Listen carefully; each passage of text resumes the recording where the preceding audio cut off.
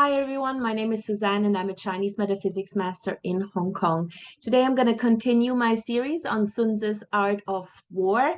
Sun Tzu's work was initially intended to be used by the King Emperor to overcome enemies on the battlefield, but we are not talking about an actual hot war. We are talking about how to use Sun Tzu's Art of War and how to use his strategies in a marketplace, in a business context where we need to constantly overcome competitors, or maybe even in a corporate context where we need to fight for a promotion with many other candidates. So this is what we are using it for. Now, Sun Tzu's Art of War comprises of 36 stratagems or strategies. And what most people do not know is that all of these strategies actually relate back to our Bazi charts. So some of the strategies we feel very comfortable with, and we may actually subconsciously use them all the time, and we never even knew that it was a particular strategy. And this is because it's a strategy that, based on our Bazi chart, actually resonates most with us. And so therefore it comes really easy. We have affinity with it. And then there are certain strategies that are just really that we're just not on the same page with that strategy. We don't feel it's anything that we want to do or that we're really good at. And so in order to find out what you can use in any given moment when you are in a situation where you need to overcome opposition, you can take a look at your Bazi chart and then determine what best strategy to use. Now, first things first, you need to plot your Bazi chart. So you can go to this link here, and it's also in the description box to the video. So just copy paste and then plot your chart. Now, if you don't know the time of birth, yeah, don't panic. All is not lost. We can work with your date of birth. That's absolutely fine. Just use that one. Obviously, we like to have the time of birth. It gives us a little bit more detail, but we can definitely do it without. Now, what you need to focus on is this part here. This is what we call the earthly branches. And so you need to take note of the animal signs that you have there. In your natal chart, you will see an animal sign for the year, the month, the day, and the hour. And these could be 4 completely different animal signs, or there could be some that repeat. That's also perfectly fine. So just take notes which ones you have there, because these determine what kind of strategy we have more affinity with. Now, today's strategy is strategy number 34. And basically, this is called the strategy of injuring yourself. This is obviously more of a desperate sort of strategy, but it is nevertheless quite useful.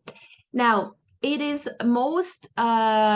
resonates most with people who have either 2 dragons or 2 roosters in the chart.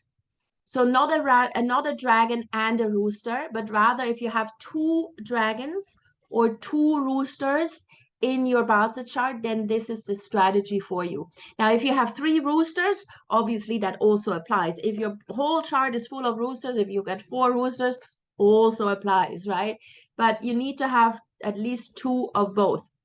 If you have 2 dragons and 2 roosters, then definitely this is the one for you. All right. So just check your chart, look at the animal signs, and then check whether this applies to you. This strategy has to do with basically hurting yourself in the short run to benefit in the long run. Now, what does that actually mean in an economic or business context? This could mean that you're basically just giving away your service for free for a time to fight the competition and just to hoover up as many clients as you can, because they will go with the person who is cheaper or offers the service for free, right? Or you cut your price really, really, really down and give out a lot of freebies to fight off the competition, yeah? It may lead to a short-term loss for you, but in the long run, you win over a lot of the competitors' clients, especially if your product is as good, if not better, than the competitors, right? Because if you are competing with a big company or with a big corporation or someone really, really famous, then you need to kind of tap into their client pool. And those clients are usually very loyal, they're very committed. So how do you win them over? You kind of need to throw the service at them for free or at a massive discount, right? So this is the kind of strategy. So offer a heavy discount to attract clients and promote your sales, and then just in the beginning really go in low with your pricing. Then over time raise the price to a more marketable level, of course. Yeah, but it has to be done gradually. Now, do not go with this scheme if you don't have any financial resources. Yeah, you need to have a long-term plan. You need to have a viable plan and sort of like the financial wherewithal to actually be able to absorb this temporary short-term loss. If you're already short on cash, if you don't have a good cash flow, then this is probably not the right strategy for you. This is a short-term thing, but you need to be able to absorb the losses that go with this particular strategy. All right. Now you can also think of just some sort of like crazy promotions where you have like a bundle package and you just throw in a lot of freebies and whatever, just so that the clients notice you and go with you. And then once they are hooked, you gradually raise your fees. All right. So this is essentially a really simple strategy. But again, don't do this without having the proper financial backing for it.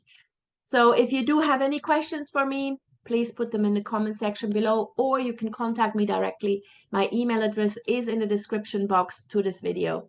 And please like the video, share the video, and subscribe to my channel. See you guys soon.